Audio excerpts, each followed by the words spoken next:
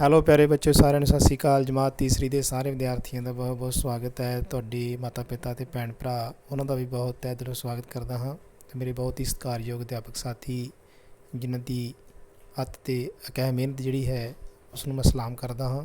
ਉਹ ਵੀਡੀਓ ਨੂੰ ਸ਼ੇਅਰ ਕਰਦੇ ਨੇ, ਵੀਡੀਓ ਤੁਹਾਡੇ ਤੱਕ ਪਹੁੰਚਾਉਂਦੇ ਨੇ, ਕੰਟੈਂਟ ਤੁਹਾਡੇ ਤੱਕ ਪਹੁੰਚਾਉਂਦੇ ਨੇ, ਸਿਲੇਬਸ ਨੂੰ ਕਰਕੇ ਜਿਹੜਾ ਹੈ ਤੁਹਾਡੇ ਤੱਕ ਪੁੱਜਦਾ ਕਰਦੇ ਨੇ। ਉਹਨਾਂ ਦਾ ਬਹੁਤ ਬਹੁਤ ਸਵਾਗਤ ਅਤੇ ਧੰਨਵਾਦ। ਕਿਰਪਾ ਕਰਕੇ ਇਸ ਵੀਡੀਓ ਨੂੰ ਵੀ ਸ਼ੇਅਰ ਕਰਿਓ, ਕਿਉਂਕਿ ਇਹ ਵੀਡੀਓ ਜਿਹੜੀ ਹੈ ਪਿਆਰੇ ਵਿਦਿਆਰਥੀਓ ਅਤੇ ਬਹੁਤ ਸਤਿਕਾਰਤ ਅਧਿਆਪਕ ਸਾਥੀਓ, ਇਹ ਵੀਡੀਓ ਜਿਹੜੀ ਹੈ ਇਹ ਵੀ ਵਰਕਸ਼ੀਟ ਜਿਹੜੀਆਂ ਸਾਡੀਆਂ ਵਰਕ ਬੁੱਕਸ ਤੁਹਾਨੂੰ ਮਿਲਦੀਆਂ ਨੇ ਉਹਦੇ ਨਾਲ ਸੰਬੰਧਿਤ ਹੈ। ਕਿਉਂਕਿ ਅਸੀਂ ਅੱਜ ਪੰਜਾਬੀ ਦੀ ਵਰਕਸ਼ੀਟ ਜਿਹੜੀ ਹੈ ਵਰਕ ਬੁੱਕਸ 'ਤੇ ਕਰਨ ਜਾ ਰਹੇ ਹਾਂ। ਕਿਉਂਕਿ ਤੁਹਾਨੂੰ ਪਤਾ ਹੀ ਹੈ ਕਿ ਕੱਲ੍ਹ ਤੁਸੀਂ ਭਾਗ ਨੰਬਰ 2 ਗਣਿਤ ਦਾ ਉਹ ਵੇਖ ਚੁੱਕੇ ਹੋ, ਕਿਉਂਕਿ ਭਾਗ ਨੰਬਰ 1 ਅਤੇ 2 ਵਰਕਸ਼ੀਟ ਮੈਥ ਦੀ ਅਸੀਂ ਇਹ ਕਰ ਲਈ ਸੀ ਔਰ ਸੰਖਿਆਵਾਂ ਉੱਪਰ ਕੀਤੀ ਸੀ। ਅੱਜ ਅਸੀਂ ਪੰਜਾਬੀ ਦੀ ਜਿਹੜੀ ਵਰਕਸ਼ੀਟ ਹੈ ਉਸ ਨੂੰ ਕਰਾਂਗੇ ਔਰ ਪਾਠ ਨੰਬਰ 1 ਹੈ। ਸੋ ਜਲਦੀ ਨਾਲ ਆਪਾਂ ਆਪਣੀ ਵਰਕ ਬੁੱਕਸ ਜਿਹੜੀਆਂ ਨੇ ਉਹ ਕੱਢ ਲਓ। ਅਗਰ ਤੁਹਾਡੇ ਕੋਲ ਵਰਕ ਬੁੱਕਸ ਅਵੇਲੇਬਲ ਨਹੀਂ ਹੈ, ਤੁਹਾਡੇ ਕੋਲ ਮੌਜੂਦ ਨਹੀਂ ਹੈ, ਤਾਂ ਤੁਸੀਂ ਜਿਹੜਾ ਹੈ ਆਪਣੇ ਪੁਰਾਣੇ ਕਿਤਾਬਾਂ ਆਪਣੀਆਂ ਕੱਢ ਸਕਦੇ ਹੋ ਪੰਜਾਬੀ ਦੀਆਂ ਔਰ ਮੇਰੇ ਨਾਲ ਅਭਿਆਸ ਅਤੇ ਦੁਹਰਾਈ ਜਿਹੜੀ ਆ ਉਹ ਕਰ ਸਕਦੇ ਜੀ। ਸੋ ਸ਼ੁਰੂ ਕਰਨ ਤੋਂ ਪਹਿਲਾਂ ਤਾਕੀਦ ਕਿ ਘਰਾਂ 'ਚ ਰਹੋ, ਸੇਫ ਅਤੇ ਸੁਰੱਖਿਅਤ ਰਹੋ, ਹੱਥਾਂ ਨੂੰ ਬਾਰ-ਬਾਰ ਧੋਣ ਦੀ ਕੋਸ਼ਿਸ਼ ਕਰੋ, ਮਾਸਕ ਦੀ ਵਰਤੋਂ ਕਰੋ ਅਤੇ ਸੋਸ਼ਲ ਡਿਸਟੈਂਸ ਜਿਹੜਾ ਬਣਾ ਕੇ ਰੱਖੋ ਬੱਚਿਓ, ਤਾਂ ਕਿ ਅਸੀਂ ਇਸ ਬਿਮਾਰੀ ਤੋਂ ਨਿਜਾਤ ਪਾ ਸਕੀਏ, ਆਪਣੀ ਅਤੇ ਦੂਸਰਿਆਂ ਦੀ ਮਦਦ ਕਰ ਸਕੀਏ। ਸੋ ਚਲੋ ਜਲਦੀ ਨਾਲ ਸ਼ੁਰੂ ਕਰਦੇ ਹਾਂ। ਤੁਹਾਨੂੰ ਪਤਾ ਹੀ ਹੈ ਕਿ ਪਹਿਲਾ ਪਾਠ ਜਿਹੜਾ ਹੈ ਉਹ ਕਵਿਤਾ ਸੀ, ਸਾਡਾ ਦੇਸ਼। ਇਸ ਕਵਿਤਾ ਨੂੰ ਮੈਂ ਤੁਹਾਨੂੰ ਬੇਨਤੀ ਕਰਾਂਗਾ ਕਿ ਇਸ ਕਵਿਤਾ ਨੂੰ ਜ਼ਰੂਰ ਪੜ੍ਹੋ। ਪਹਿਲਾਂ ਘੱਟੋ ਘੱਟ 2 ਤੋਂ 3 ਵਾਰੀ, ਘੱਟੋ ਘੱਟ 3 ਵਾਰੀ ਜ਼ਰੂਰ ਪੜ੍ਹੋ, ਤਾਂ ਕਿ ਜਦੋਂ ਅਸੀਂ ਪ੍ਰਸ਼ਨ ਉੱਤਰ ਕਰਾਂਗੇ ਤਾਂ ਸਾਨੂੰ ਬਹੁਤ ਆਸਾਨੀ ਹੋਏਗੀ। ਸੋ ਇਸ ਆਸ ਦੇ ਨਾਲ ਕਿ ਤੁਸੀਂ ਕਵਿਤਾ ਨੂੰ ਪੜ੍ਹਨਾ ਸ਼ੁਰੂ ਕਰੋਗੇ।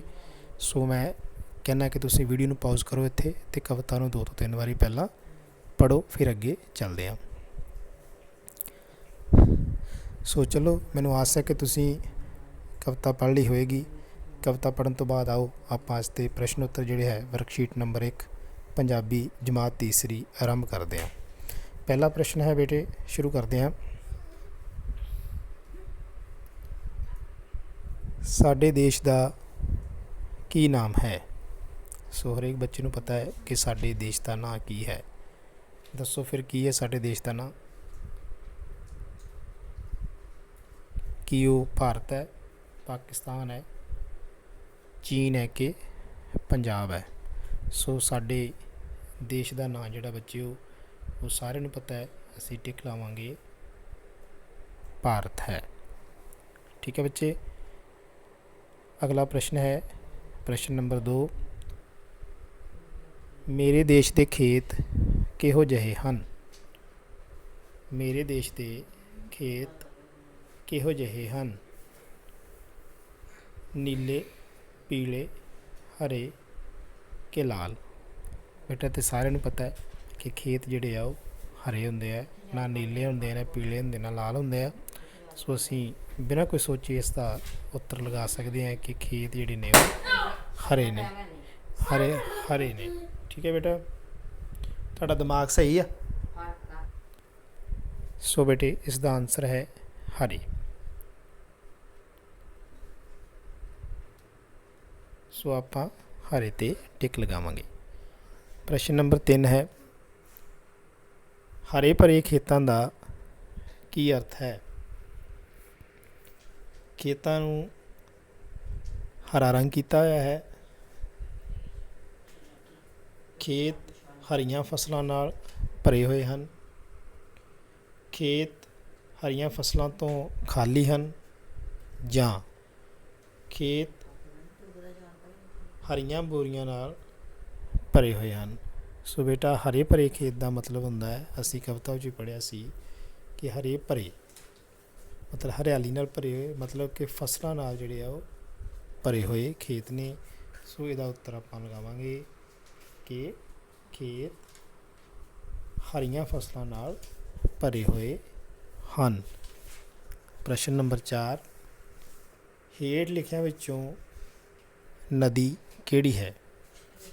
ਕੀ ਉਹ ਗੰਗਾ ਹੈ, ਪਰਬਤ, ਸੋਨਾ ਕਿ ਭਾਰਤ? ਸਾਨੂੰ ਸਾਰਿਆਂ ਨੂੰ ਪਤਾ ਬੇਟਾ ਪਰਬਤ 'ਤੇ ਪਰਬਤ ਹੁੰਦਾ, ਸੋਨਾ ਇੱਕ ਧਾਤ ਹੈ, ਔਰ ਭਾਰਤ ਇੱਕ ਦੇਸ਼ ਹੈ। ਸੋ ਨਦੀ ਜਿਹੜੀ ਹੈ ਉਹ ਗੰਗਾ ਹੈ। ਸੋ ਆਪਾਂ ਗੰਗਾ 'ਤੇ ਟਿਕ ਲਗਾਵਾਂਗੇ। ਸਾਰੇ ਬੱਚੇ ਨੂੰ ਪਤਾ ਲੱਗ ਗਿਆ ਹੋਣਾ ਹੈ ਕਿ ਗੰਗਾ ਇੱਕ ਨਦੀ ਹੈ। ਪ੍ਰਸ਼ਨ ਨੰਬਰ 5, ਦਿਸ਼ਾਵਾਂ ਗਿਣਤੀ ਵਿੱਚ ਕਿੰਨੀਆਂ ਹੁੰਦੀਆਂ ਹਨ? ਦੱਸੋ ਬੇਟਾ, ਕਿੰਨੀਆਂ ਦਿਸ਼ਾਵਾਂ ਹੁੰਦੀਆਂ ਨੇ? ਸਾਰਿਆਂ ਨੂੰ ਪਤਾ ਹੋਣਾ ਹੈ। ਪੂਰਬ, ਪੱਛਮ, ਉੱਤਰ, ਦੱਖਣ। ਕੁੱਲ ਕਿੰਨੀਆਂ ਹੋ ਗਈਆਂ ਬੇਟਾ? ਦੁਬਾਰਾ ਦੱਸ ਰਿਹਾ, ਪੂਰਬ, ਪੱਛਮ, ਉੱਤਰ, ਦੱਖਣ। ਤਾਂ ਟੋਟਲ ਕਿੰਨੀਆਂ ਦਿਸ਼ਾਵਾਂ ਹੋ ਗਈਆਂ? 4 ਦਿਸ਼ਾਵਾਂ ਹੋ ਗਈਆਂ। ਸੋ ਆਪਾਂ ਇਹਦਾ ਉੱਤਰ ਕਰਾਂਗੇ 4। ਠੀਕ ਹੈ ਬੇਟਾ। ਅਗਲਾ ਪ੍ਰਸ਼ਨ ਹੈ ਪ੍ਰਸ਼ਨ ਨੰਬਰ 6, ਹਿਮਾਲਾ ਪਰਬਤ ਭਾਰਤ ਦੀ ਕਿਸ ਦਿਸ਼ਾ ਵਿੱਚ ਸਥਿਤ ਹੈ? ਜਿਸ ਤਰ੍ਹਾਂ ਆਪਾਂ ਬੇਟਾ ਹੁਣੇ ਹੀ ਉੱਪਰ 4 ਦਿਸ਼ਾਵਾਂ ਬਾਰੇ ਗੱਲ ਕੀਤੀ ਹੈ ਕਿ 4 ਦਿਸ਼ਾਵਾਂ ਹੁੰਦੀਆਂ ਨੇ, ਪੂਰਬ, ਪੱਛਮ, ਉੱਤਰ, ਦੱਖਣ। ਸੋ ਹਿਮਾਲਾ ਪਰਬਤ ਜਿਹੜਾ ਹੈ ਕਵਿਤਾ ਵਿੱਚ ਦੱਸਿਆ ਕਿ ਸਾਡੇ ਉੱਤਰ ਵੱਲ ਸਥਿਤ ਹੈ। ਸੋ ਇਸਦਾ ਉੱਤਰ ਉੱਤਰ ਵੱਲ ਹੈ। ਠੀਕ ਹੈ, ਪੱਛਮ ਵੱਲ ਨਹੀਂ ਹੈ, ਨਾ ਹੀ ਪੂਰਬ ਵੱਲ ਹੈ, ਨਾ ਹੀ ਦੱਖਣ ਵੱਲ ਹੈ। ਇਹਦਾ ਉੱਤਰ ਹੈ ਉੱਤਰ ਵੱਲ। ਅਗਲਾ ਪ੍ਰਸ਼ਨ, ਮੇਵੇ ਸ਼ਬਦ ਦਾ ਕੀ ਅਰਥ ਹੈ? ਮੇਵੇ ਸ਼ਬਦ ਦਾ ਕੀ ਅਰਥ ਹੈ? ਸੁੱਕੇ ਫਲ, ਫੁੱਲ, ਮਠਿਆਈ ਕਿ ਨਿੰਬੂ? ਬੇਟਾ ਜਿਹੜੇ ਮੇਵੇ ਹੁੰਦੇ ਆ ਇਹ ਜ਼ਿਆਦਾਤਰ ਜਿਹੜੇ ਸਾਡੇ ਅੰਗੂਰ ਨੇ ਉਹਨਾਂ ਨੂੰ ਸੁਕਾ ਕੇ ਜਿਹੜੇ ਨੇ ਉਹ ਮੇਵੇ ਤਿਆਰ ਕੀਤੇ ਜਾਂਦੇ ਨੇ। ਇਸ ਤੋਂ ਇਲਾਵਾ ਵੱਖ-ਵੱਖ ਕਿਸਮ ਦੇ ਹੋਰ ਵੀ ਅੰਗੂਰ ਜਾਤੀ ਦੇ ਫਲ ਨੇ ਜਿਨ੍ਹਾਂ ਨੂੰ ਸੁਕਾ ਕੇ ਮੇਵੇ ਤਿਆਰ ਹੁੰਦੇ ਨੇ। ਸੋ ਇਹ ਸੁੱਕੇ ਫਲ ਨੇ। ਠੀਕ ਹੈ, ਇਸ ਨੂੰ ਆਪਾਂ ਟਿਕ ਲਗਾਵਾਂਗੇ ਸੁੱਕੇ ਫਲ। ਪ੍ਰਸ਼ਨ ਨੰਬਰ 8ਵਾਂ, ਲੋੜ ਪਏ ਤਾਂ ਜਾਨ ਘੁਮਾਈਏ ਸਤਰ ਤੋਂ ਕੀ ਭਾਵ ਹੈ? ਕਵਿਤਾ ਵਿੱਚ ਆਇਆ ਸੀ ਨਾ, ਲੋੜ ਪਏ ਤਾਂ ਜਾਨ ਘੁਮਾਈਏ, ਹੈ ਨਾ। ਇਹਦਾ ਕੀ ਅਰਥ ਹੈ? ਦੇਸ਼ ਲਈ ਜਾਨ ਵਾਰਨਾ, ਯਾਨੀ ਕਿ ਦੇਸ਼ ਲਈ ਜਾਨ ਵਾਰਨ ਲਈ ਤਿਆਰ ਹੋਣਾ, ਦੇਸ਼ ਛੱਡ ਕੇ ਭੱਜ ਜਾਣਾ, ਦੇਸ਼ ਨੂੰ ਪਿਆਰ ਕਰਨਾ ਕਿ ਇਹਨਾਂ 'ਚੋਂ ਕੋਈ ਨਹੀਂ। ਠੀਕ ਹੈ ਬੇਟਾ, ਦੇਸ਼ ਨੂੰ ਪਿਆਰ ਤਾਂ ਕਰਨਾ ਹੀ ਚਾਹੀਦਾ ਹੈ, ਪਰ ਜਾਨ ਕਮਾਉਣ ਦਾ ਅਰਥ ਹੁੰਦਾ ਹੈ ਕਿ ਦੇਸ਼ ਤੋਂ ਜਾਨ ਵਾਰਨ ਲਈ, ਦੇਸ਼ ਤੋਂ ਕੁਰਬਾਨ ਜਾਣ ਲਈ, ਦੇਸ਼ ਲਈ ਕੁਰਬਾਨ ਹੋਣ ਲਈ ਹਮੇਸ਼ਾ ਤਿਆਰ ਰਹਿਣਾ। ਸੋ ਪਹਿਲਾ ਹੀ ਇਹਦਾ ਉੱਤਰ ਹੈ ਦੇਸ਼ ਲਈ ਜਾਨ ਵਾਰਨ ਲਈ ਤਿਆਰ ਰਹਿਣਾ। ਅਗਲਾ ਪ੍ਰਸ਼ਨ ਹੈ ਪ੍ਰਸ਼ਨ ਨੰਬਰ 9, ਨੋਟ ਕਰਦੇ ਜਾਓ ਬੱਚੇ ਤਾਂ ਕਿ ਤੁਹਾਡੀ ਅਭਿਆਸ ਨਾਲ ਨਾਲ ਹੋਈ ਜਾਏ। ਪ੍ਰਸ਼ਨ ਹੈ 9ਵਾਂ, ਅਸੀਂ ਆਪਣੇ ਦੇਸ਼ ਦਾ ਭਲਾ ਕਰ ਸਕਦੇ ਹਾਂ, ਪਰ ਕਿਵੇਂ ਕਰ ਸਕਦੇ ਹਾਂ? ਪੜ੍ਹਾਈ ਕਰਕੇ, ਵਿਹਲੇ ਰਹਿ ਕੇ, ਸਕੂਲ ਜਾ ਕੇ, ਜਾਂ ਫਿਰ ਨੱਚ ਟੱਪ ਕੇ। ਦੱਸੋ ਕਿਵੇਂ ਭਲਾ ਹੋਊਗਾ? ਨੱਚ ਟੱਪ ਕੇ ਭਲਾ ਹੋ ਸਕਦਾ ਹੈ? ਨਹੀਂ। ਵਿਹਲੇ ਬਹਿ ਕੇ ਭਲਾ ਹੋ ਸਕਦਾ ਦੇਸ਼ ਦਾ? ਬਿਲਕੁਲ ਨਹੀਂ। ਸਕੂਲ ਨਾ ਜਾ ਕੇ ਭਲਾ ਹੋ ਸਕਦਾ ਹੈ? ਬਿਲਕੁਲ ਨਹੀਂ। ਬੇਸ਼ੱਕ ਕਿਉਂਕਿ ਆਪਾਂ ਸਕੂਲ ਨਹੀਂ ਜਾ ਰਹੇ ਤਾਂ ਮਤਲਬ ਇਹ ਨਹੀਂ ਕਿ ਅਸੀਂ ਪੜ੍ਹ ਨਹੀਂ ਰਹੇ। ਦੇਖੋ ਤੁਸੀਂ ਆਪਣੇ ਸਮਾਰਟਫੋਨ 'ਤੇ ਪੜ੍ਹਾਈ ਕਰ ਰਹੇ ਜੇ, ਕਿਉਂਕਿ ਦੇਸ਼ ਦੇ ਹਾਲਾਤ ਕਰੋਨਾ ਵਾਇਰਸ ਦੇ ਕਾਰਨ ਬੇਸ਼ੱਕ ਮਾੜੇ ਨੇ, ਪਰ ਫਿਰ ਵੀ ਅਸੀਂ ਪੜ੍ਹਾਈ ਕਰ ਰਹੇ ਹਾਂ। ਇਹਦਾ ਮਤਲਬ ਇਹ ਨਹੀਂ ਕਿ ਸਕੂਲੇ ਨਹੀਂ ਜਾ ਰਹੇ ਅਤੇ ਪੜ੍ਹਾਈ ਨਹੀਂ ਕਰ ਰਹੇ, ਪੜ੍ਹਾਈ ਕਰ ਰਹੇ ਹਾਂ। ਸਕੂਲੇ ਜਾਣ ਦਾ ਮਤਲਬ ਪੜ੍ਹਨਾ। ਸੋ ਅਸੀਂ ਕਿਸ ਤਰ੍ਹਾਂ ਦੇਸ਼ ਦਾ ਭਲਾ ਕਰ ਸਕਦੇ ਹਾਂ? ਪੜ੍ਹਾਈ ਕਰਕੇ। ਠੀਕ ਹੈ, ਪੂਰੀ ਹੁਣ ਵੀ ਅਸੀਂ ਕਰ ਰਹੇ ਹਾਂ। ਅੱਗੇ ਹੈ ਬੇਟਾ ਪ੍ਰਸ਼ਨ ਨੰਬਰ 10। ਸੋ ਇਹਦਾ ਉੱਤਰ ਜਿਹੜਾ ਹੈ ਬੇਟਾ ਊੜਾ ਹੋਏਗਾ। ਪੜ੍ਹਾਈ ਕਰਕੇ ਦੇਸ਼ ਦਾ ਭਲਾ ਅਸੀਂ ਪੜ੍ਹਾਈ ਕਰਕੇ ਕਰ ਸਕਦੇ ਹਾਂ। ਪ੍ਰਸ਼ਨ ਨੰਬਰ 10, ਸਿਖਰ ਸ਼ਬਦ ਦਾ ਕੀ ਅਰਥ ਹੈ? ਸਿਖਰ ਸ਼ਬਦ ਦਾ ਕੀ ਅਰਥ ਹੈ? ਸਿਖਰ ਕਿਸ ਨੂੰ ਕਹਿੰਦੇ ਨੇ ਬੇਟਾ? ਸਿਖਰ ਉਹ ਸਥਾਨ ਹੈ ਜਿਹੜਾ ਸਭ ਤੋਂ ਉੱਪਰਲੇ ਸਥਾਨ 'ਤੇ ਸਥਿਤ ਹੁੰਦਾ ਹੈ, ਜਿੱਥੇ ਉਚਾਈ ਖਤਮ ਹੋ ਜਾਂਦੀ ਹੈ। ਠੀਕ ਹੈ, ਉਸ ਨੂੰ ਸਿਖਰ ਕਹਿੰਦੇ ਨੇ। ਸੋ ਸਿਖਰ ਕਹਿੰਦੇ ਨੇ ਨੀਵਾਂ ਨੂੰ? ਨਹੀਂ। ਟੀਸੀ ਨੂੰ, ਉੱਚਾ ਨੂੰ ਕਿ ਬਰਾਬਰ ਨੂੰ? ਬੇਟਾ ਅਸੀਂ ਉੱਚਾ ਨੂੰ ਟੀਸੀ ਨਹੀਂ ਕਹਿ ਸਕਦੇ, ਅਸੀਂ ਟੀਸੀ ਨੂੰ ਜਿਹੜਾ ਹੈ ਉਹ ਹਮੇਸ਼ਾ ਸਿਖਰ ਕਹਿੰਦੇ ਹਾਂ। ਠੀਕ ਹੈ ਨਾ, ਜਿਸ ਤਰ੍ਹਾਂ ਅਸੀਂ ਪਿੰਡਾਂ ਦੇ ਵਿੱਚ ਕਹਿੰਦੇ ਹਾਂ ਬੇਰ ਤੋੜਨ ਲੱਗਿਆਂ ਜਾਂ ਕੋਈ ਫਲ ਤੋੜਨ ਲੱਗੇ, ਉਹ ਟੀਸੀ ਵਾਲਾ ਅਮਰੂਦ, ਉਹ ਟੀਸੀ ਵਾਲਾ ਬੇਰ, ਮੈਨੂੰ ਲਾ ਕੇ ਦਿਓ ਉਹ ਜ਼ਿਆਦਾ ਵੱਡਾ ਅਤੇ ਮਿੱਠਾ ਲੱਗਦਾ ਹੈ, ਪੱਕਾ ਲੱਗਦਾ ਹੈ। ਇਸ ਤਰ੍ਹਾਂ ਕਹਿੰਦੇ ਨਾ ਆਪਾਂ। ਸੋ ਟੀਸੀ ਦਾ ਮਤਲਬ ਹੁੰਦਾ ਸਿਖਰ। ਯਾਦ ਰੱਖਣਾ ਬੇਟਾ। ਪ੍ਰਸ਼ਨ ਨੰਬਰ 11 ਹੈ, ਸਾਡਾ ਦੇਸ਼ ਕੁੱਲ ਦੁਨੀਆ ਦੀ ਡੈਸ਼ ਹੈ। ਸਾਡਾ ਦੇਸ਼ ਕੁੱਲ ਦੁਨੀਆ ਦੀ ਖਾਲੀ ਥਾਂ ਹੈ। ਕੀ ਹੈ? ਸ਼ਾਨ, ਮਹਾਨ, ਵਸਤੂ ਕਿ ਸੁੰਦਰ। ਬੇਟਾ ਕੁਛ ਉੱਤਰ ਜਿਹੜੇ ਹੁੰਦੇ ਨਾ ਉਹ ਸਾਨੂੰ ਆਪਣੇ ਆਪ ਪਤਾ ਲੱਗ ਜਾਂਦੇ ਨੇ, ਕਿਉਂਕਿ ਉਹ ਵਿੱਚ ਫਿੱਟ ਨਹੀਂ ਬਹਿੰਦੇ ਖਾਲੀ ਥਾਂ ਦੇ ਵਿੱਚ। ਜਿਸ ਤਰ੍ਹਾਂ ਸਾਡਾ ਦੇਸ਼ ਕੁੱਲ ਦੁਨੀਆ ਦੀ ਮਹਾਨ ਹੈ, ਇਹ ਤਾਂ ਬਣਦਾ ਹੀ ਨਹੀਂ, ਠੀਕ ਹੈ ਨਾ। ਕੁੱਲ ਦੁਨੀਆ ਦੀ ਸੁੰਦਰ ਹੈ, ਇਹ ਵੀ ਨਹੀਂ ਬਣਦਾ। ਕੁੱਲ ਦੁਨੀਆ ਦੀ ਵਸਤੂ ਹੈ, ਇਹ ਬਣ ਸਕਦਾ, ਪਰ ਵਸਤੂ ਨਹੀਂ ਹੈ, ਸ਼ਾਨ ਹੈ ਸਾਡਾ ਦੇਸ਼। ਸੋ ਪਹਿਲਾ ਇਹਦਾ ਉੱਤਰ ਹੋਏਗਾ ਗੁੜਾ ਸ਼ਾਨ। ਸਾਡਾ ਦੇਸ਼ ਕੁੱਲ ਦੁਨੀਆ ਦੀ ਸ਼ਾਨ ਹੈ। ਪ੍ਰਸ਼ਨ ਨੰਬਰ 12, ਇਸ ਦੀ ਸੋਨਾ ਉਗਲੇ ਰੇਤ ਤੋਂ ਕੀ ਭਾਵ ਹੈ? ਕਹਿਣ ਦਾ ਭਾਵ ਕਿ ਇਸ ਦੀ ਮਿੱਟੀ ਵਿੱਚੋਂ, ਚਾਹੇ ਉਹ ਰੇਤ ਹੈ ਚਾਹੇ ਮਿੱਟੀ ਹੈ, ਉਹਦੇ ਵਿੱਚੋਂ ਸੋਨਾ ਉਗਲਦਾ ਹੈ। ਇਹਦਾ ਕੀ ਮਤਲਬ ਹੈ? ਸੋਚੋ। ਇੱਥੋਂ ਦੀ ਮਿੱਟੀ ਬਹੁਤ ਉਪਜਾਊ ਹੈ, ਇਸ ਦੀ ਮਿੱਟੀ ਰੇਤਲੀ ਹੈ, ਇਸ ਦੀ ਮਿੱਟੀ ਉਪਜਾਊ ਨਹੀਂ ਹੈ, ਉਪਰੋਕਤ ਵਿੱਚੋਂ ਕੋਈ ਨਹੀਂ। ਦੱਸੋ ਕੀ ਉੱਤਰ ਆਏਗਾ ਇਹਦਾ? ਬੇਟਾ ਧਰਤੀ 'ਚੋਂ ਸੋਨਾ ਉਗਲਣ ਦਾ ਮਤਲਬ ਹੈ ਕਿ ਧਰਤੀ ਬਹੁਤ ਉਪਜਾਊ ਹੈ, ਕਿਉਂਕਿ ਧਰਤੀ ਉਪਜਾਊ ਹੋਏਗੀ ਤਾਂ ਹੀ ਤੋਂ ਹਰੀਆਂ ਭਰੀਆਂ ਫਸਲਾਂ, ਸਾਨੂੰ ਫਸਲਾਂ ਪਕਾ ਕੇ ਤਿਆਰ ਕਰਕੇ ਦੇਵੇਗੀ। ਉਹਨਾਂ ਫਸਲਾਂ ਤੋਂ ਸਾਡਾ ਦੇਸ਼ ਖੁਸ਼ਹਾਲ ਹੋਏਗਾ, ਸੋਨੇ ਦੀ ਚਿੜੀ ਬਣੇਗਾ, ਜ਼ਿਆਦਾ ਜਿਹੜਾ ਹੈ ਉਸਦੀ ਮਾਇਕ ਹਾਲਤ ਠੀਕ ਹੋਏਗੀ।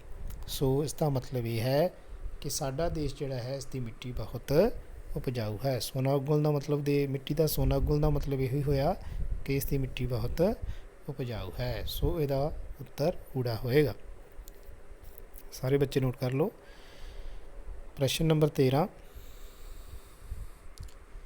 ਉੱਚੇ ਪਰਬਤ ਕਿਸ ਚੀਜ਼ ਨਾਲ ਢੱਕੇ ਰਹਿੰਦੇ ਹਨ? ਦੱਸੋ। ਪਰਬਤ ਜਿਹੜੇ ਢੱਕੇ ਰਹਿੰਦੇ ਆ ਉੱਪਰੋਂ, ਚਿੱਟੀ ਚਿੱਟੀ ਚੀਜ਼ ਨਜ਼ਰ ਆਉਂਦੀ ਹੈ, ਕੀ ਹੁੰਦੀ ਹੈ? ਪਾਣੀ ਹੁੰਦੀ ਹੈ, ਬਰਫ਼ ਹੁੰਦੀ ਹੈ, ਅੱਗ ਹੁੰਦੀ ਹੈ, ਜਾਂ ਫਿਰ ਸੋਨਾ ਹੁੰਦਾ ਹੈ। ਦੱਸੋ ਕੀ ਹੁੰਦਾ ਹੈ? ਉੱਚੇ ਪਰਬਤ ਕਿਸ ਚੀਜ਼ ਨਾਲ ਢੱਕੇ ਰਹਿੰਦੇ ਨੇ? ਪਾਣੀ ਨਾਲ, ਬਰਫ਼ ਨਾਲ, ਅੱਗ ਨਾਲ ਕਿ ਸੋਨੇ ਨਾਲ? ਉੱਚੇ ਪਰਬਤ ਬੇਟਾ ਹਮੇਸ਼ਾ, ਤੁਸੀਂ ਕਵਿਤਾ 'ਚ ਵੀ ਪੜ੍ਹਿਆ, ਬਰਫ਼ ਨਾਲ ਢੱਕੇ ਰਹਿੰਦੇ ਨੇ, ਕਿਉਂਕਿ ਪਰਬਤਾਂ 'ਤੇ ਪਾਣੀ ਨਹੀਂ ਟਿਕ ਸਕਦਾ, ਬਰਫ਼ ਟਿਕਦੀ ਹੈ। ਹੌਲੀ ਹੌਲੀ ਫਿਰ ਗਰਮੀ ਨਾਲ, ਸੂਰਜ ਦੀ ਤਪਸ਼ ਨਾਲ ਉਹ ਬਰਫ਼ ਪਿਘਲਦੀ ਹੈ ਅਤੇ ਪਾਣੀ ਬਣ ਕੇ ਨਦੀਆਂ ਦੇ ਰੂਪ 'ਚ ਸਾਡੇ ਕੋਲ ਆਉਂਦਾ। ਸੋ ਇਸ ਦਾ ਉੱਤਰ ਹੋਏਗਾ ਬਰਫ਼। ਪ੍ਰਸ਼ਨ ਨੰਬਰ 14, ਦਾਤਾਂ ਸ਼ਬਦ ਦਾ ਕੀ ਅਰਥ ਹੈ? ਅਸੀਂ ਕਹਿੰਦੇ ਨਾ ਕਿ ਪ੍ਰਮਾਤਮਾ ਦੀ ਦਾਤ ਹੈ, ਇਹ ਪੁੱਤਰ ਪ੍ਰਮਾਤਮਾ ਦੀ ਦਾਤ ਹੈ। ਕੋਈ ਵੀ ਵਸਤੂ ਸਾਨੂੰ ਪ੍ਰਮਾਤਮਾ ਨੇ ਦਿੱਤੀ ਹੈ, ਪ੍ਰਮਾਤਮਾ ਦੀ ਦਾਤ ਹੈ, ਉਸ ਦੀ ਬਖਸ਼ਿਸ਼ ਹੈ। ਇਸ ਦਾ ਮਤਲਬ ਇਹ ਹੁੰਦਾ ਹੈ ਕਿ ਸੁਗਾਤ। ਠੀਕ ਹੈ, ਯਾਦ ਰੱਖਣਾ। ਦਾਤ ਦਾ ਮਤਲਬ ਸੁਗਾਤ ਹੁੰਦਾ ਹੈ। ਨਾ ਸਰਾਪ ਹੁੰਦਾ ਹੈ, ਨਾ ਮੇਵੇ ਹੁੰਦਾ ਹੈ, ਨਾ ਹੀ ਬਰਫ਼ ਹੁੰਦਾ ਹੈ, ਸੁਗਾਤ ਹੁੰਦਾ। ਇਸ 'ਤੇ ਆਪਾਂ ਟਿਕ ਲਗਾ ਦਾਂਗੇ। ਹੁਣ ਅੱਗੇ ਹੈ ਬੇਟਾ ਪ੍ਰਸ਼ਨ ਨੰਬਰ 15, ਤੁਕਾਂ ਪੂਰੀਆਂ ਕਰੋ। ਦੇਸ਼ ਹੈ ਸਾਡਾ ਹਿੰਦੁਸਤਾਨ, ਕੁੱਲ ਦੁਨੀਆ ਦੀ ਇਹ ਹੈ ਸ਼ਾਨ, ਮਹਾਨ, ਵਰਦਾਨ ਕਿ ਸੁਲਤਾਨ। ਕੁੱਲ ਦੁਨੀਆ ਦੀ ਕਵਿਤਾ ਪੜ੍ਹੀ ਸੀ ਆਪਾਂ, ਯਾਦ ਆ ਗਿਆ ਨਾ? ਕੁੱਲ ਦੁਨੀਆ ਦੀ ਇਹ ਹੈ ਸ਼ਾਨ। ਸ਼ਾਨ 'ਤੇ ਟਿਕ ਆਪਾਂ 1 ਨੰਬਰ 'ਤੇ ਊੜੇ 'ਤੇ ਲਗਾ ਦਾਂਗੇ। ਪ੍ਰਸ਼ਨ ਨੰਬਰ 16, ਸਿਖਰ ਇਸ 'ਤੇ ਬਰਫ਼ਾਂ ਲੱਦੇ, ਦਾਤਾਂ ਦੇਂਦੇ ਕਦੇ ਨਾ ਭੁੱਖੇ ਰੱਜੇ ਸੱਜੇ ਗੱਜੇ। ਦਾਤਾਂ ਦੇਂਦੇ ਕਦੇ ਨਾ ਰੱਜੇ। ਠੀਕ ਹੈ, ਇਹਦਾ ਉੱਤਰ ਜਿਹੜਾ ਆ ਜਾਏਗਾ ਰੱਜੇ। ਨੋਟ ਕਰ ਲਓ ਬੇਟਾ। ਪ੍ਰਸ਼ਨ ਨੰਬਰ 17, ਮਨ ਲਾ ਕੇ ਤੁਸੀਂ ਕਰੋ ਪੜ੍ਹਾਈ, ਦੇਸ਼ ਸਾਡੇ ਦੀ ਹੋ ਜਾਊ। ਕੀ ਹੋ ਜਾਊ? ਦੇਸ਼ ਦੀ ਚੜ੍ਹਾਈ, ਉਤਰਾਈ, ਸਮਾਈ ਕਿ ਕਮਾਈ। ਮੈਂ ਫਿਰ ਇੱਕ ਵਾਰੀ ਪੜ੍ਹਦਾ। ਮਨ ਲਾ ਕੇ ਤੁਸੀਂ ਕਰੋ ਪੜ੍ਹਾਈ, ਦੇਸ਼ ਸਾਡੇ ਦੀ ਹੋ ਜਾਊ। ਕੀ ਹੋ ਜਾਊ? ਚੜ੍ਹਾਈ। ਸ਼ਾਬਾਸ਼। ਕਈ ਬੱਚਿਆਂ ਨੇ ਗੈਸ ਕਰ ਲਿਆ ਹੋਏਗਾ, ਇਹਦਾ ਉੱਤਰ ਚੜ੍ਹਾਈ ਹੈ। ਪ੍ਰਸ਼ਨ ਨੰਬਰ ਅਗਲਾ ਉਸ 'ਤੇ ਚੱਲਾਂਗੇ ਬੇਟਾ। ਪ੍ਰਸ਼ਨ ਨੰਬਰ ਹੈ 18। ਅਸਮਾਨਾਂ ਨੂੰ ਕੌਣ ਛੂਹ ਰਿਹਾ ਹੈ? ਦੱਸੋ, ਕਵਿਤਾ 'ਚ ਆਇਆ ਸੀ ਨਾ, ਕੌਣ ਛੂਹ ਰਿਹਾ ਹੈ? ਸਤਲੁਜ, ਹਿਮਾਲਾ, ਯਮੁਨਾ ਕਿ ਗੰਗਾ? ਬੇਟਾ ਸਭ ਤੋਂ ਉੱਚਾ ਕੌਣ ਹੁੰਦਾ ਹੈ? ਕਵਿਤਾ 'ਚ ਦੱਸਿਆ ਗਿਆ ਪਹਾੜ ਹੁੰਦਾ ਹੈ। ਕਿਹੜਾ ਪਹਾੜ? ਹਿਮਾਲਾ ਪਰਬਤ, ਹਿਮਾਲਾ ਪਹਾੜ। ਠੀਕ ਹੈ, ਸੋ ਹਿਮਾਲਾ ਪਰਬਤ ਸਭ ਤੋਂ ਉੱਚਾ ਹੈ। ਸੋ ਅਸਮਾਨਾਂ ਨੂੰ ਫਿਰ ਕੌਣ ਛੂਹ ਰਿਹਾ? ਹਿਮਾਲਾ। ਠੀਕ ਹੈ, ਕਿਉਂਕਿ ਯਮੁਨਾ, ਗੰਗਾ ਅਤੇ ਸਤਲੁਜ ਜਿਹੜੀਆਂ ਨਦੀਆਂ ਨੇ, ਇਹ ਅਸਮਾਨ ਨਹੀਂ ਛੂਹ ਸਕਦੀਆਂ, ਨੀਚੇ ਸਿਰਫ ਵਗ ਸਕਦੀਆਂ ਨੇ, ਠਾਹ ਨੂੰ ਜਾ ਸਕਦੀਆਂ ਨੇ। ਠੀਕ ਹੈ। ਪ੍ਰਸ਼ਨ ਨੰਬਰ 19। ਕਿਸ ਦੇ ਸਿਖਰ ਬਰਫਾਂ ਨਾਲ ਕੱਜੇ ਹਨ? ਗੰਗਾ ਦੇ, ਯਮੁਨਾ ਦੇ, ਸਤਲੁਜ ਦੇ ਕਿ ਹਿਮਾਲਾ ਦੇ? ਇਹ ਵੀ ਬੱਚੇ ਤੁਹਾਨੂੰ ਪਤਾ ਲੱਗ ਗਿਆ ਹੋਣਾ, ਕਿਉਂਕਿ ਸਿਰੇ ਕੱਜੇ, ਕਿਉਂਕਿ ਨਦੀ ਦੇ ਵਿੱਚ ਬਰਫ਼ ਜੰਮ ਜੇ ਉਹਦੇ ਸਿਰੇ ਨਹੀਂ ਕੱਜੇ ਜਾ ਸਕਦੇ। ਗੰਗਾ, ਯਮੁਨਾ ਅਤੇ ਸਤਲੁਜ ਇਹ ਨਦੀਆਂ ਨੇ। ਸੋ ਜਿਹੜੇ ਸਿਖਰ ਕੱਜੇ ਨੇ ਬਰਫ਼ਾਂ ਨਾਲ, ਅਤੇ ਬਰਫ਼ ਕਿਹਦੇ ਉੱਤੇ ਹੁੰਦੀ ਹੈ? ਪਹਾੜਾਂ ਉੱਤੇ। ਅਤੇ ਪਹਾੜ ਕਿਹੜਾ ਸਾਡੇ ਕੋਲ ਕਵਿਤਾ ਦੇ ਵਿੱਚ? ਹਿਮਾਲਾ। ਸੋ ਇਹਦਾ ਉੱਤਰ ਆਏਗਾ ਹਿਮਾਲਾ। ਠੀਕ ਹੈ। ਪ੍ਰਸ਼ਨ ਲਾਸਟ ਹੈ ਸਾਡੇ ਕੋਲ ਇਸ ਵਰਕਸ਼ੀਟ ਦਾ, ਇਸ ਕਵਿਤਾ ਦੇ ਪਾਠ ਦਾ। ਇਹ ਅਖੀਰਲਾ ਪ੍ਰਸ਼ਨ ਹੈ, ਅਭਿਆਸ ਜਿਹੜੀ ਅਸੀਂ ਕਰ ਰਹੇ ਹਾਂ। ਸਾਡੇ ਦੇਸ਼ ਦੀ ਰੇਤ ਕੀ ਉਗਲਦੀ ਹੈ? ਪ੍ਰਸ਼ਨ ਪਹਿਲਾਂ ਆਪਾਂ ਕਰ ਰਹੇ ਹਾਂ ਕਿ ਸਾਡੇ ਦੇਸ਼ ਦੀ ਰੇਤ ਕੀ ਉਗਲਦੀ ਹੈ? ਸੋਨਾ, ਮੇਵੇ, ਬਰਫ਼ ਕਿ ਕੁਝ ਵੀ ਨਹੀਂ? ਸਾਡੇ ਦੇਸ਼ ਦੀ ਰੇਤ ਸੋਨਾ ਉਗਲਦੀ ਹੈ। ਠੀਕ ਹੈ, ਸੋਨਾ ਮਤਲਬ ਕਿ ਹਰੇ ਭਰੇ ਖੇਤ ਨੇ, ਬਹੁਤ ਉਪਜਾਊ ਹੁੰਦੀ ਹੈ। ਠੀਕ ਹੈ, ਇਹਦਾ ਮਤਲਬ ਕੀ ਹੁੰਦਾ ਹੈ ਕਿ ਧਰਤੀ ਬਹੁਤ ਉਪਜਾਊ ਹੈ। ਰੇਤ ਸੋਨਾ ਉਗਲਣ ਦਾ ਮਤਲਬ ਧਰਤੀ ਦੇ ਵਿੱਚ ਸੋਨਾ ਉਗਲ ਰਿਹਾ, ਮਤਲਬ ਬਹੁਤ ਉਪਜਾਊ ਹੈ। ਸੋ ਸੋਨਾ ਉਗਲਦੀ ਹੈ। ਠੀਕ ਹੈ, ਇਸ ਦਾ ਉਲਟ ਇੱਥੇ ਪੁੱਛ ਲਿਆ ਗਿਆ ਹੈ। ਸੋ ਪਿਆਰੇ ਬੱਚਿਓ, ਇਹ ਸੀ ਤੁਹਾਡੀ ਵਰਕਸ਼ੀਟ ਨੰਬਰ 1 ਜਿਹੜੀ ਅਸੀਂ ਸੰਪੂਰਨ ਕੀਤੀ ਅੱਜ। ਇਹਦੇ ਵਿੱਚ ਅਸੀਂ ਪ੍ਰਸ਼ਨ ਨੰਬਰ 1 ਤੋਂ ਲੈ ਕੇ 20 ਤੱਕ ਕੀਤੇ। ਮੈਨੂੰ ਆਸ ਹੈ ਕਿ ਤੁਸੀਂ ਸਾਰਿਆਂ ਨੇ ਦੁਹਰਾਈ ਕੀਤੀ ਹੋਏਗੀ ਮੇਰੇ ਨਾਲ। ਜਿਨ੍ਹਾਂ ਕੋਲ ਵਰਕ ਬੁੱਕਸ ਨੇ ਉਹਨਾਂ ਨੇ ਵਰਕ ਬੁੱਕ ਉੱਪਰ ਆਪਣੀਆਂ ਟਿਕਸ ਜਿਹੜੀਆਂ ਚੰਗੀ ਤਰ੍ਹਾਂ ਲਾ ਲਈਆਂ ਹੋਣਗੀਆਂ। ਅਧਿਆਪਕ ਸਾਥੀਆਂ ਨੂੰ ਬੇਨਤੀ ਹੈ ਕਿ ਇਸ ਵੀਡੀਓ ਨੂੰ ਸ਼ੇਅਰ ਕਰਨਾ ਨਾ ਭੁੱਲਿਓ, ਕਿਉਂਕਿ ਵਰਕਸ਼ੀਟਾਂ ਆਰੰਭ ਨੇ ਔਰ ਹਰ ਬੱਚੇ ਤੱਕ ਦੁਹਰਾਈ ਲਈ ਇਹ ਵਰਕਸ਼ੀਟਾਂ ਪਹੁੰਚਣੀਆਂ ਚਾਹੀਦੀਆਂ ਨੇ। ਉਹਨਾਂ ਦੀ ਮਦਦ ਹੋਣੀ ਚਾਹੀਦੀ ਹੈ।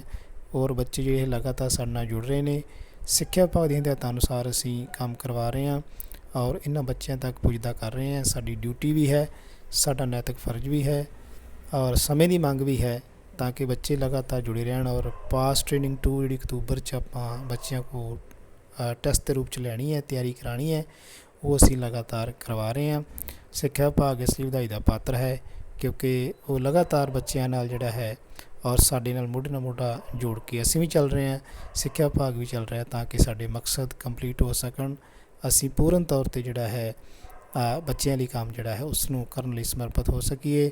ਸਾਰਿਆਂ ਦਾ ਬਹੁਤ ਬਹੁਤ ਧੰਨਵਾਦ। ਅਗਲੀ ਵੀਡੀਓ 'ਚ ਫਿਰ ਮਿਲਾਂਗੇ। ਸਾਰਿਆਂ ਨੂੰ ਸਤਿ ਸ਼੍ਰੀ ਅਕਾਲ।